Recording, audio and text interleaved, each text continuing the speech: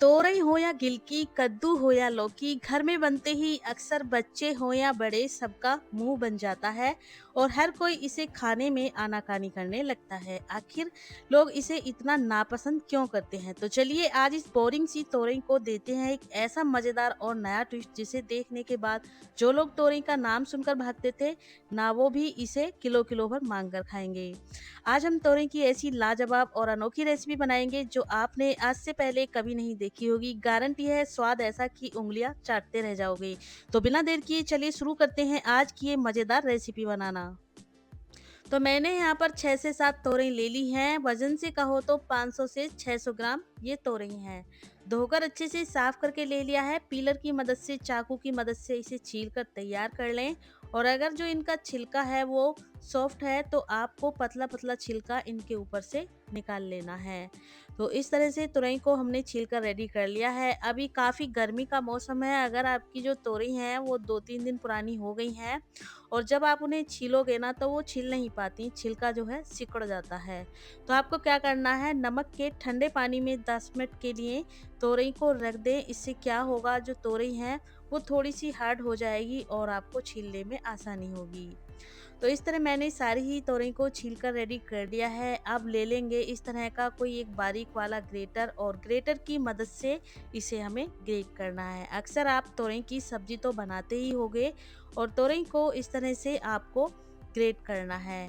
अक्सर लोग इसे कट करके बनाते हैं लेकिन आज हम ग्रेट करके इसे बनाएंगे जिससे इसका जो टेस्ट है बहुत ही ज़्यादा अच्छा आएगा। जो लोग तोरई नहीं खाते वो भी इसे खाना पसंद करेंगे, मेरी गारंटी है। इस तरह से बनाकर देखिए एक बार। यहाँ पर मैंने सारी ही तोरई को ग्रेट कर लिया है ग्रेटर से और चलिए इसे साइड में रख देंगे। अब कोई भी एक पैन ले लें, उसमें डाल दें 10 से 20 कच्ची मूंगफली, लगभग एक मुट्ठी ये मूंगफली है और साथ में ही 2 बड़े चम्मच साबुत धनिया इसमें डाल देंगे। और धनिया डालने के बाद यहाँ पर मैंने थोड़ा सा हरा धनिया पत्ता भी ले लिया है। आप सोच रहे होंगे कि इसका क्या काम है, बाद में आपको पता चलेगा कि इसे हमने इसमें क्यों डाला है।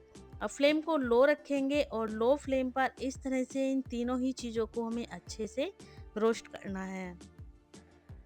तो लगातार चलाते जाएं और ये जब तक हमें इसे रोस्ट करना है, जब तक कि जो ये धनिया है ना थोड़ा सा कुरकुरा ना हो जाए। इसे टच करके देखेंगे तो ये हाथ से अच्छे से इस तरह से टूट रहा है। इसका मतलब तीनों चीज़ें अच्छे से रोस्ट हो चुकी हैं। तो चलिए गैस को ऑफ कर देंगे और इसे ठंडा कर लेंगे। 2-3 मिनट के लिए फैन के नीचे रख देंगे और ये अच्छे से ठंडा हो चुका है। अब हम एक मिक्सी का जार ले लेंगे, उसमें इन सारी चीज़ों को ट्रांसफ़र कर लेंगे और इन्हें हमें पीस कर रेडी कर लेना है। ये हमारा बहुत ही टेस्टी मसाला बनकर रेडी होगा। तो चलिए पीसने के बाद इसे हम रख लेते हैं साइड में। तो देख सकते हैं मैंने इसे एकदम बारीक पीस कर रेडी किया है। अब कोई भी एक कटोरी ले लें, कोई भी बाउल ले लें और उसमें डाल दें 2 चम्मच ताज़ा फ्रेश दही। और इस दही में जाएंगे कुछ मसाले, जैसे कि आधा छोटा चम्मच जाएगा इसमें हल्दी पाउडर और साथ में ही आधा छोटा चम्मच लाल मिर्च का पाउडर। और यहाँ पर मैंने ले लिया है ये आधा छोटा चम्मच धनिया पाउडर और थोड़ा सा गरम मसाला पाउडर और 1 चम्मच लिया है ये छोले मसाला पाउडर।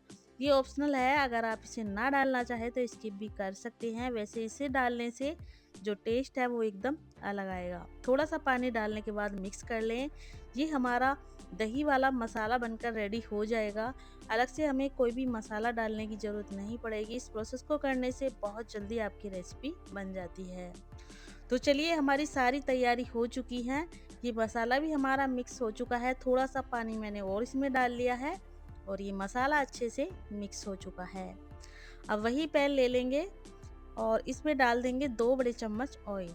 और यहाँ पर मैंने ले लिए हैं ये कट किए हुए आलू। छोटे छोटे 2 आलू को मैंने इस तरह थोड़ा पतला और गोल शेप में कट किया है, क्योंकि आलू थोड़े छोटे थे तो मैंने इसी तरह से पतला पतला कट कर लिया है। अब आलू को मीडियम फ्लेम पर क्रिस्पी और सुनहरा होने तक फ्राई कर लें।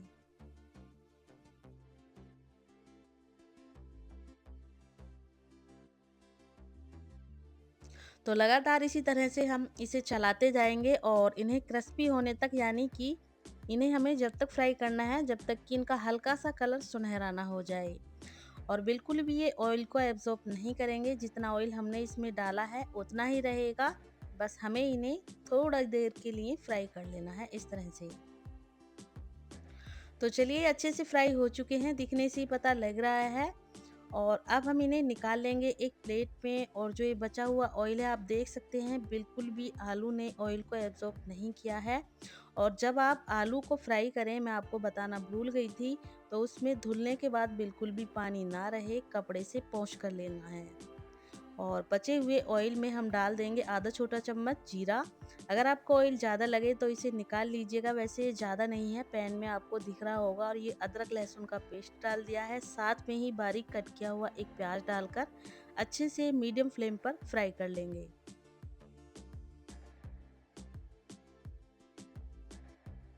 तो प्याज को सुनहरा होने तक फ्राई करना है, साथ में ही 2 सूखी लाल मिर्च भी इसमें डाल देंगे, इनको भी साथ में ही फ्राई कर लेंगे। तो जैसे ही ये सारी चीज़ें फ्राई हो जाएं, अब हम इसमें डाल देंगे ये दही वाला मसाला। और फ्लेम को आपको लो टू मीडियम रखना है जिससे कि मसाला जले ना। थोड़ा सा पानी इसमें डाल दें और अच्छे से इस मसाले को भूनकर रेडी कर लें। इस तरह से लगातार चलाते जाएं और मीडियम फ्लेम पर आपको इस मसाले को पकाकर रेडी करना है। मसाले को पकाना बहुत ज़रूरी है, तभी आपकी रेसिपी बहुत टेस्टी बनेगी। तो इस तरह से मसाले को आपको पकाते जाना है, अलग से कोई मसाला डालने की आपको ज़रूरत नहीं है। जो मसाला हमने मिक्सी के जार में पीस के रखा था उसको भी इस वक्त इसमें डाल देंगे और अच्छे से पका लेंगे। इसको भी साथ में ही पका लें। थोड़ा सा पानी भी इसमें डाल दें जिससे कि जो ये मसाला है अच्छे से पक जाएगा। तो लगभग 5 से 6 चम्मच इसमें आप पानी डाल सकते हो अगर आपको ये ड्राई लग रहा है। और अच्छे से मिक्स करने के बाद हम इस मसाले को ढककर पकाएंगे 2-3 मिनट के लिए, लो फ्लेम पर पकाएंगे इस मसाले को। और देख सकते हैं ऊपर की तरफ ऑयल रिलीज होने लगा है, तो मसाला हमारा अच्छे से पक चुका है। तो अब हम क्या करेंगे, इस स्टेज पर ग्रेट की हुई अपनी तोरई को इसमें डाल देंगे। फ्लेम को लो कर ले और तोरई डालने के बाद अच्छे से मिक्स करते हुए चलाएंगे जिससे कि जो ये तोरई है इसके ऊपर मसाले की कोटिंग अच्छे से आ जाए। तो इस तरह हम लगातार इसे चलाते जाएंगे और मिक्स करते जाएंगे। फ्लेम को लो टू मीडियम रखेंगे और बढ़िया से इस मसाले के साथ ग्रेट की हुई तोरई को मिक्स करते हुए पकाएंगे। तो दोस्तों मेरी इस रेसिपी को आप कहाँ से देख रहे हैं मुझे कमेंट करके ज़रूर बताइए, जिससे कि मैं आपको थैंक यू बोल सकूं। इस तरह लगातार चलाते हुए 2-3 मिनट के लिए मैंने इसे पका लिया है। अब इसमें हम फ्राई किए हुए आलू डालकर मिक्स कर देंगे। इसमें हमें पानी डालने की बिल्कुल ज़रूरत नहीं है क्योंकि जो तोरई होती है काफ़ी मॉइस्चर रिलीज करती है, तो पानी बिल्कुल ना डालें, इसी तरह से रहने दें। आप देख सकते हैं पहले से काफ़ी इसमें पानी आपको दिखाई दे रहा होगा, हमने बिल्कुल भी इसमें पानी का इस्तेमाल नहीं किया है। आलू डालने के बाद हम इसमें डाल देंगे टेस्ट के अकॉर्डिंग आधा छोटा चम्मच नमक। और नमक डालने के बाद अच्छे से चलाते हुए मिक्स करना है और हम इसे अब पकाएंगे ढककर। अब इसमें ज़्यादा वक्त नहीं लगेगा पकने में, तो 2-3 मिनट के लिए ढक दें इसे और ढककर पकने दें लो टू मीडियम फ्लेम पर। तो चलिए इसे हम चेक कर लेते हैं। ये अच्छे से पक चुकी है, ऊपर की तरफ ऑयल आ गया है, इसका मतलब है ये अच्छे से पक चुकी है। और आलू को आप चेक भी कर सकते हैं, वैसे तो हमने आलू को पहले ही फ्राई करके लिया था, लेकिन फिर भी आप चाहें तो इसे चेक कर सकते हो, जिससे कि आपको पता लग जाएगा कि आलू हमारा अच्छे से कुक हो गया है या नहीं।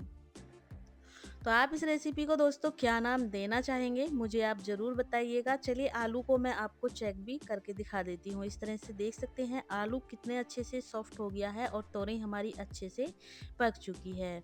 तो मैं तो इसे कहना चाहूँगी तोरई का भरता। और आप इसे क्या कहना चाहते हैं वो भी आप मुझे ज़रूर बताइएगा। थोड़ा सा हरा धनिया पत्ता डालकर मिक्स कर लीजिएगा और गैस को कर देंगे ऑफ। और चलिए इसे हम सर्व कर लेते हैं। वैसे तो आप इसे चपाती के साथ सर्व कर सकते हैं, चावल के साथ भी खा सकते हो, इसे बहुत ज़्यादा टेस्टी लगती है। एक बार बनाएंगे ना तो बार बार इसे बनाना चाहेंगे, इस बात की तो गारंटी है। तो चलिए इसे हम एक सर्विंग बाउल में सर्व कर लेते हैं। इस तरह से आपने पहले कभी तोरई नहीं बनाई होगी, एक बार बनाकर देखिएगा, आपको बहुत ज़्यादा पसंद आएगी ये। तो जो लोग तोरई नहीं खाते, अक्सर तोरई खाने में आनाकानी करते हैं, उन्हें इस तरह से बनाकर खिलाइए। ये तोरई का भरता सभी को बहुत पसंद आएगा। और ये भरता की रेसिपी आपको थोड़ी सी भी पसंद आए तो प्लीज़ वीडियो को लाइक शेयर ज़रूर कीजिएगा और आपके अपने चैनल कुक विद पुष्पा को सब्सक्राइब करना बिल्कुल ना भूलिएगा इसी तरह की और नई नई रेसिपी देखने के लिए। तो चलिए दोस्तों, मिलते हैं फिर किसी रेसिपी के साथ, तब तक के लिए थैंक यू, बाय बाय।